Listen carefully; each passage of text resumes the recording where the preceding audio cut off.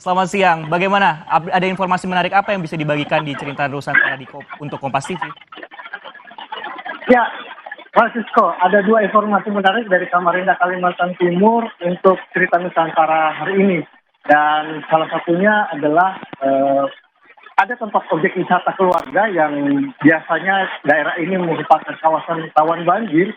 Namun kali ini warga akan menjadikan tempat ini sebagai tempat untuk menyaksikan dan menikmati sunset sambil menikmati makanan ringan yang ada disajikan di kawasan persawahan ini.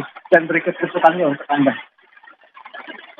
Menuju tempat wisata Betapus dibutuhkan sekitar 30 menit perjalanan.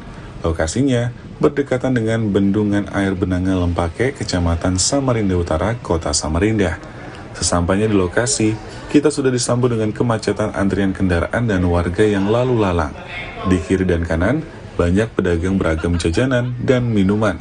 Bahkan, parkir kendaraan secara tak beraturan di pinggir jalan membuat kemacetan semakin panjang.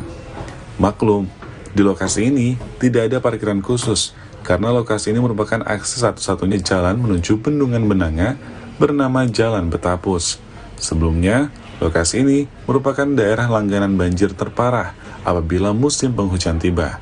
Namun, sekarang sudah 3 tahun, lokasi ini tak tergenang banjir. Kini, ramai dikunjungi warga, baik dari dalam maupun luar kota Samarinda. Pasalnya, di kawasan Betapus, dengan hamparan sawah, kita bisa menikmati senja saat sunset tiba. Saat sunset, warga antusias mengabadikan momentum ini. Tidak hanya itu, sebelum menikmati turunnya sunset, warga juga bisa melakukan aktivitas bermain layangan dan olahraga di pinggir sawah bersama keluarga. Warga berharap lokasi ini bisa dikelola dengan baik agar bisa dijadikan tempat wisata baru di kota Samarinda. Ditambah lagi, lokasi wisata yang berdekatan dengan hamparan sawah bisa menjadikan wadah edukasi bagi anak-anak. Gimana Bu tempatnya Bu? Ya kalau anu kan bisa dijadikan kayak untuk apa sih, nambah ilmu untuk anak aja ya kan.